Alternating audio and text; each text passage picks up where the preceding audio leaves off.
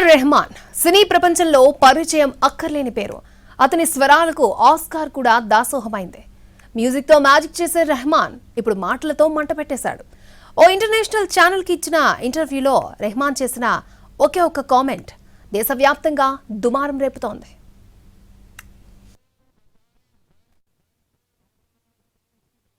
Maybe I didn't get to know all this stuff. Maybe God concealed all this stuff. But for me, I never felt any of those. Past 8 years, maybe, because the power shift has happened. You know, people who are not creative have the power now to decide things.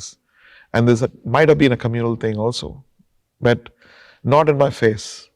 But I hear, you know, like Chinese whispers, that this happened and they booked you, and the other company, the music company, went and funded the movie and got their 5 composers. And I said, oh, that's great. Rest for me. I can chill out with my family. But you have to have such a positive mindset. Absolutely. ఇవే comments ఇప్పుడు దేశవ్యాప్తంగా దుమారాన్ని రేపుతున్నాయి. గత 8 ఏళ్లుగా బాలీవుడ్ లో తనకు అవకాశాలు తగ్గాయన్నారు రెహమాన్. ఇండస్ట్రీలో మారిన పవర్ షిఫ్ట్ దీనికి ఒక రీజన్ అయితే మతం కూడా మరొక కారణం కావచ్చంటూ బాంబు పేల్చారు. అంతేకాకుండా ఇండస్ట్రీలోకి క్రియేటివిటీ లేని వాళ్ళు వచ్చారంటూ హాట్ కామెంట్స్ చేశారు ఏఆర్ రెహమాన్. దీంతో కొన్ని ప్రాజెక్టులు చేజారాయంటూ ఆ ఇంటర్వ్యూలో చెప్పుకొచ్చారు రెహమాన్. అయితే రెహమాన్ చేసిన కామెంట్లపై బాలీవుడ్ ప్రముఖులు ఒక రేంజ్లో మండిపడుతున్నారు. అవకాశాలు ఎందుకు దొరకడం లేదో రెహమాన్ ఆత్మపరిశీలన చేసుకోకుండా మొత్తం సినీ పరిశ్రమను నిందించడం సరికాదంటూ క్లారిటీలు ఇస్తున్నారు. రెహమాన్ వ్యాఖ్యలపై ఘాటుగానే స్పందించారు సినీ రచయిత జావేద్ అఖ్తర్. హిందీ పరిశ్రమలో మతపరమైన వివక్ష లేదని క్లారిటీ ఇచ్చారు ఆయన.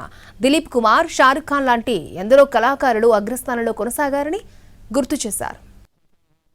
కులమతాలతో సంబంధం లేకుండా దేశం మొత్తం రెహమాన్ సంగీతాన్ని ఆస్వాదించింది అనే విషయాన్ని గుర్తు చేస్తున్నారు సినీ రాజకీయ ప్రముఖులు.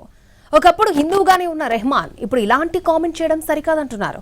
ఇలాంటి కామెంట్లు రాజకీయ నేతలకు సరిపోతాయని, రెహమాన్ లాంటి ఆర్టిస్టులకు కాదని చురకలంటిస్తున్నారు.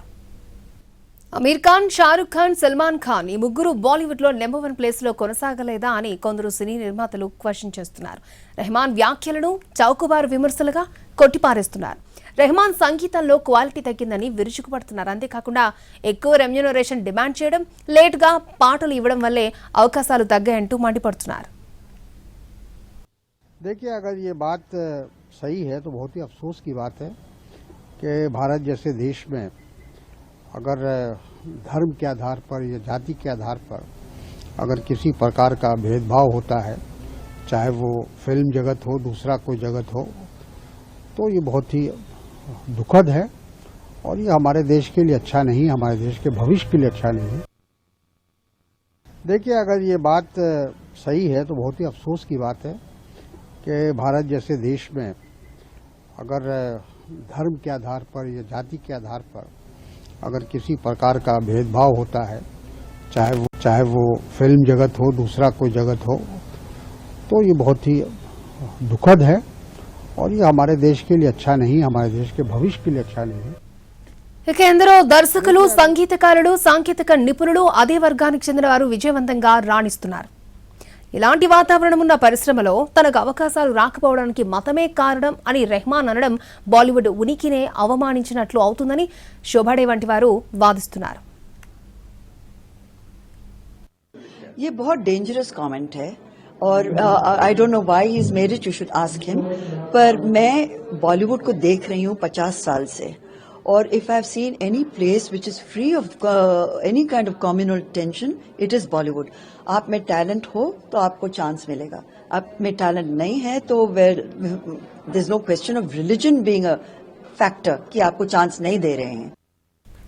సంగీత ప్రపంచంలో ఏఆర్ రెహమాన్ దశాబ్దాల పాటు నెంబర్ 1 గా ఉన్నారు. అలాంటి మ్యూజిక్ మాస్ట్రో తన కెరియర్ పతనాన్ని మతంతో ముడిపెట్టడం ఇప్పుడు తీవ్ర చర్చనీయాంశంగా మారింది. దశాబ్దాలుగా భారతీయులు ఆయనను కేవలం ఒక గొప్ప మ్యూజిషియన్ గా, దేశం గర్వించదగ్గ కళాకారుడుగానే చూశారు తప్ప ఎప్పుడూ ఆయన మతాన్ని పరిగణలోకి తీసుకోలేదు. ఆయన సృష్టించిన అద్భుత స్వరాలకు దేశం మొత్తం ఫిదా అయింది. రెహమాన్ ఒక గ్లోబల్ ఐకాన్. కానీ ఇప్పుడు తనకు అవకాశాలు తగ్గడానికి కారణం మతపరమైన వివక్ష అని ఆయన వ్యాఖ్యానించడం అందరినీ ఆశ్చర్యానికి గురిచేస్తోంది. ఇదే విషయాన్ని గుర్తు చేశారు కేంద్ర మంత్రి కిషన్ రెడ్డి.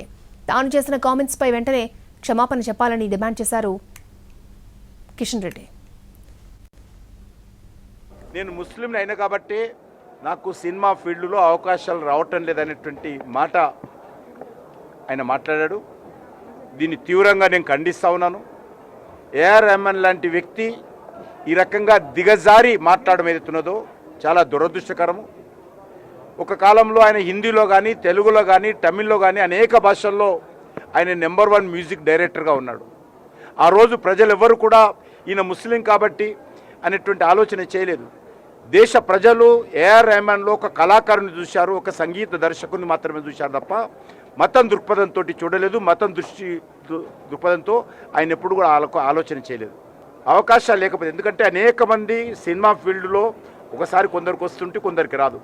దానికి మతాన్ని ముడిపెట్టి ఈరోజు ప్రజల్లో ఒక విభజన భావము తీసుకొచ్చేటువంటి ప్రయత్నం ఒక కళాకారుడైనటువంటి ఏఆర్ రెహమాన్ చేయడము చాలా దురదృష్టకరము. ప్రతిభ మాత్రమే సినిమా పరిశ్రమలో కొలమానం. సినిమా రంగం పూర్తిగా విజయాల మీద ఆధారపడి ఉంటుంది. టాలెంట్ ఉన్నంతకాలం, పాటలు హిట్ అవుతున్నంతకాలం ఇండస్ట్రీ ఎవరి వెనుకైనా పరిగెడుతుంది. రెహమాన్ పీక్స్ లో ఉన్నప్పుడు పెద్ద పెద్ద దర్శక నిర్మాతలు ఆయన డేట్స్ కోసం క్యూ కట్టారు. అప్పుడు లేని మతపరమైన అంశం ఇప్పుడు కొత్తగా ఎందుకు తెరపైకి వస్తుంది? ఒక కళాకారుడి సక్సెస్ గ్రాఫ్ తగ్గినప్పుడు అవకాశాలు తగ్గడం కామన్.